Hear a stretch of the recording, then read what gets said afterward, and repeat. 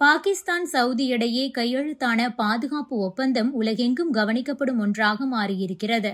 அதில் பாகிஸ்தானின் அணு ஆயுதங்கள் தேவைப்பட்டால் சவுதிக்கு வழங்கப்படும் என தெரிவிக்கப்பட்டுள்ளது. சவுதியிடம் இதுவரை அணு ஆயுதங்கள் இல்லாத நிலையில் இது முக்கியமானதாக பார்க்கப்படுகிறது.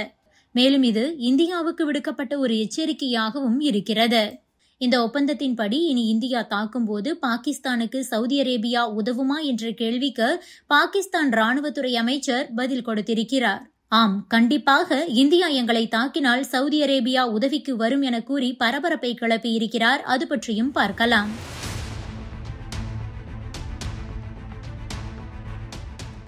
சமீபத்தில்தான் பாகிஸ்தான் சவுதி அரேபியா இடையே முக்கியமான பாதுகாப்பு ஒப்பந்தம் கையெழுத்தானது. பாகிஸ்தான் பிரதமர் ஷபாஸ் ஷெரீப் சவுதிக்கு சென்றிருந்த நிலையில் அப்போதுதான் இருதரப்பு ஒப்பந்தம் கையெழுத்தானது. இந்த ஒப்பந்தத்தின் கீழ் பாகிஸ்தானை ஏதாவது ஒரு நாடு தாக்கினால் சவுதி ஆதரவாக களத்திற்கு வரும் என தெரிவிக்கப்பட்டிருந்தது. மேலும் இந்த ஒப்பந்தத்தில் அணு ஆயுதம் தொடர்பாகவும் ஒரு முக்கியமான பாயிண்ட் இருக்கிறது. அதாவது தேவைப்பட்டால் பாகிஸ்தானின் அணுசக்தி திட்டமும் கூட சவுதி அரேபியாவிற்கு வழங்கப்படும் என கூறப்பட்டுள்ளது.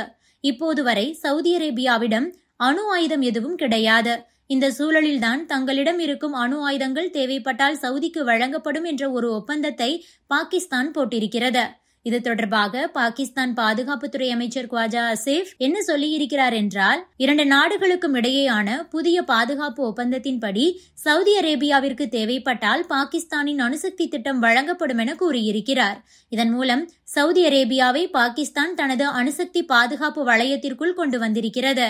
2 நாடுகளுக்கு இடையே கையெழுத்தான பாதுகாப்பு ஒப்பந்தம் எந்த அளவுக்கு முக்கியமானது என்பதை இது அடிக்கோடிட்டு காட்டுகிறது. 2 நாடுகளுக்கும் இடையே பல ஆண்டுகளாகவே ராணுவ ரீதியாகவே நல்ல உறவு இருந்து வந்த நிலையில் இது இப்போது அடுத்த கட்டத்திற்கு சென்றிருப்பதை காட்டுகிறது. மேலும் இது இஸ்ரேலுக்கு கூட ஒரு மறைமுக எச்சரிக்கையாக இருக்கிறது. ஏனென்றால் பல ஆண்டுகளாகவே மத்திய கிழக்கில் அணு ஆயுதங்களை வைத்திருக்கும் ஒரே நாடாக இஸ்ரேல் இருந்தது. மேலும் இப்போது மத்திய கிழக்கில் குழப்பம் நிலவும் நிலையில் பாகிஸ்தானின் இந்த அறிவிப்பு இஸ்ரேலுக்கு ஒரு எச்சரிக்கை சமிங்கையாக பார்க்கப்படுகிறது. கடந்த வாரம்தான் கத்தாரில் இருக்கும் ஹமாஸ் தலைவர்களை குறிவைத்து இஸ்ரேல் நடத்திய தாக்குதலில் 6 பேர் கொல்லப்பட்டனர். மேலும் காசா பகுதியை முழுமையாக கைப்பற்றுவோம் என சொல்லி அங்கும் இஸ்ரேல் தனது தாக்குதலை தீவிரப்படுத்தியது. இந்த இஸ்ரேல் ஹமாஸ் போரால் தங்களது பாதுகாப்பிற்கு சிக்கல் ஏற்படுமோ என அரபு நாடுகள் கருதுகின்றன. இப்படிப்பட்ட சூழலில்தான் இந்த பாதுகாப்பு ஒப்பந்தம் கையெழுத்தாகி உள்ளது. பாகிஸ்தானின் அணு ஆயுதங்கள் சவுதிக்கு வழங்கப்படுமா என்ற கேள்விக்கு பாகிஸ்தான் அமைச்சர் மஹ்மூத் ஆசிஃப் என்ன சொல்லியிருக்கிறார் என்றால், பாகிஸ்தானின் அணுசக்தி திறன் குறித்து ஒரு விஷயத்தை நான் தெளிவுபடுத்த விரும்புகிறேன். நாம் அணு ஆயுத சோதனைகளை நடத்திய போதே நமக்கு அணு ஆயுத திறன் கிடைத்துவிட்டது. அப்போதிருந்தே நமது படைகள் தொடர்ந்து பயிற்சி பெற்று தயார் நிலையில் வைக்கப்பட்டுள்ளது. அடுத்து உங்களது கேள்விக்கான பதில் என்னவென்றால், ஆம், நமது அணு ஆயுதங்கள் தேவைப்பட்டால் சவுதி அரேபியாவிற்கு வழங்கப்படும் என்றும் அவர் மேலும் தெரிவித்திருக்கிறார். பாகிஸ்தானின் அணு ஆயுத சோதனைகளுக்கு சவுதி பல காலமாகவே உதவி இருக்கிறது. ஓய்வு பெற்ற பாகிஸ்தான் பிரிகேடியர் ஜெனரல் ஃபெரோஸ் ஹசன் கான் சமீபத்தில் இது குறித்து வெளிப்படையாகவே கூறியிருந்தார். அதாவது அவர் பாகிஸ்தானுக்கு சவுதி தேவையான நிதி உதவியை வழங்கியது. குறிப்பாக மேற்குலக நாடுகள் பாகிஸ்தான் மீது பொருளாதார தடைகளை வைத்திருந்த போதும் கூட நிதி சிக்கல் ஏற்பட்டிருந்தது. அப்போது அணுசக்தி திட்டத்தை தொடர சவுதிதான் நிதியுதவி கொடுத்தது என கூறியிருக்கிறார். பாகிஸ்தான் அணு ஆயுதங்களை சோதனை செய்த போது அதன் மீது அமெரிக்கா பொருளாதார தடைகளை விதித்தன. பல ஆண்டுகளாக இந்த பொருளாதார தடைகள் அமலில் இருந்தன. பைடன் அதிபராக இருந்தபோது புதிய அணுசக்தி ஏவுகணைகள் குறித்த சோதனையை செய்ததாக சொல்லி பாகிஸ்தான் மீது புதிய பொருளாதார தடைகளை பைடன் அரசு விதித்தது என்பதும் குறிப்பிடத்தக்கது. இந்தியாவின் அணு ஆயுதங்களை சமாளிப்பதற்காகவே பாகிஸ்தான் தனது அணு ஆயுத திட்டத்தை உருவாக்கியது. இப்போது பாகிஸ்தானிடம் எத்தனை அணு ஆயுதங்கள் உள்ளன என்பது தெளிவாக தெரியவில்லை.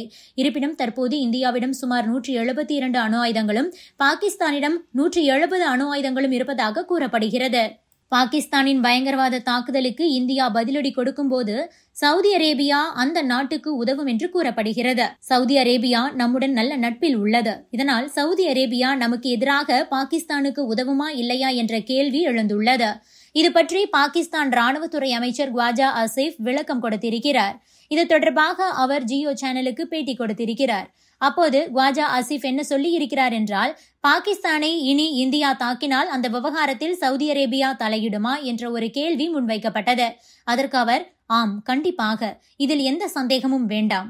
இந்த ஒப்பந்தத்தின்படி சவுதி அரேபியா அல்லது பாகிஸ்தான் மீது தாக்குதல் நடத்தப்பட்டால் எங்களின் 2 நாடுகளும் சேர்ந்து செயல்படுவோம் என கூறியிருக்கிறார்.